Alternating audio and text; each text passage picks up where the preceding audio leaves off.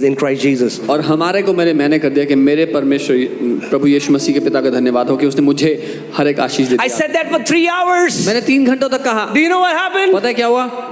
Nothing. कुछ नहीं बदला, Nothing happened. कुछ नहीं हुआ।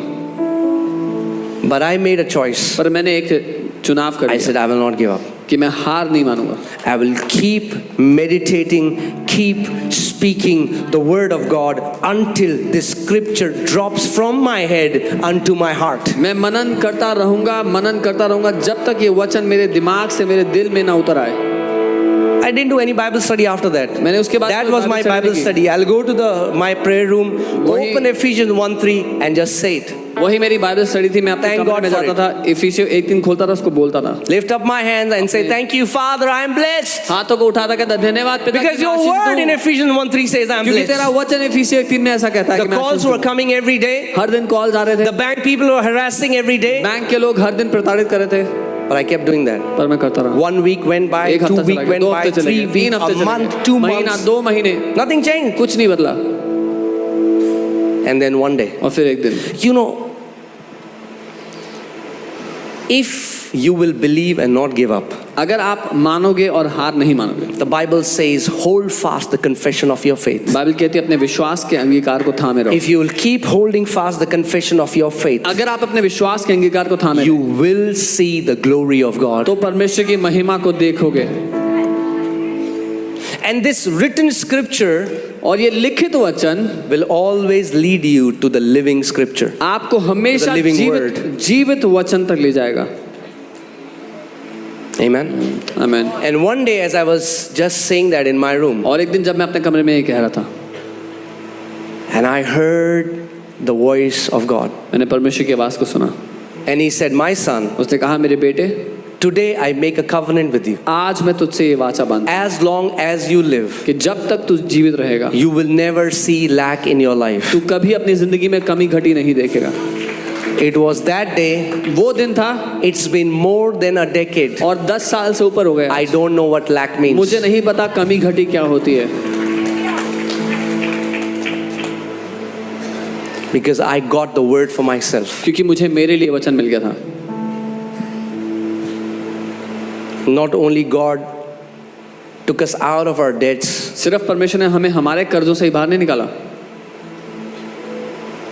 many times he told us to pay for the debts of other people. कई बार उसने हमें दूसरों के कर्जे चुकाने को ही बोला। He told me to give the down payment for somebody's house, somebody's car. किसी और के From घर, that किसी की place गाड़ी का where नाम I had लेने के लिए। nothing, जहां पर मेरे पास कुछ नहीं था, that's the call of the church. I'm going to bless you and make you a blessing for the nations. ये चर्च की बुलाहट है कि मैं तुझे आशीष दूंगा और तुझे देशों के लिए आशीष बना दूंगा। That's the only labor that we have to do in New Covenant. ये एकमात्र मजदूरी है जो हमें करनी है नई वाचा। Hebrews chapter 4 says, labor to enter into that rest. And then the Bible says, those who believe have entered the rest. इब्रानी 4 में वचन कहता है कि उसके विश्राम में प्रवेश करने के लिए मजदूरी करो, और बाइबल कहती है जिसने विश्वास कर लिया वो विश्राम में प्रवेश कर चुका है। I know as long as I live, I'll never see lack. Now you may disagree with me, but that's okay. मुझे पता है जब तक मैं जिंदा रहूंगा कमी घटी को नहीं देखूंगा। हो सकता है मेरे साथ सहमत ना हो, पर कोई बात नहीं। Because now it's not about the external. क्योंकि अब बाहर जो हो रहा है वो मुद्दा नहीं है। I got the word. मुझे वचन मिल गया, I got the word. मुझे वचन मिल गया। What made Abraham the father of many nations? किस बात ने अब्राहम को देशों देशों का पिता बना दिया? He heard the word. उसने वचन को सुन लिया था। What made Moses the deliverer of a nation? मूसा को किस बात ने देश को छुटकारा देने वाला बना He दिया? heard the उसने word. वचन को सुन लिया What था। made Peter walk on water? किस बात ने पतरस को पानी He पर चला heard दिया? the word. उसने वचन को सुन लिया था। If you can hear the अगर word, आप you वचन will को become सुनेंगे, the word. आप वचन बन जाएंगे। Amen. So let's change the intent from reading the Bible as a spiritual discipline to going here to eat manna. तो हम उद्देश्य बदल दें कि बाइबल को हम एक आत्मिक नौकरी की तरह ना पढ़ें, लेकिन हम मन्ना पाने के लिए उसमें जाएं।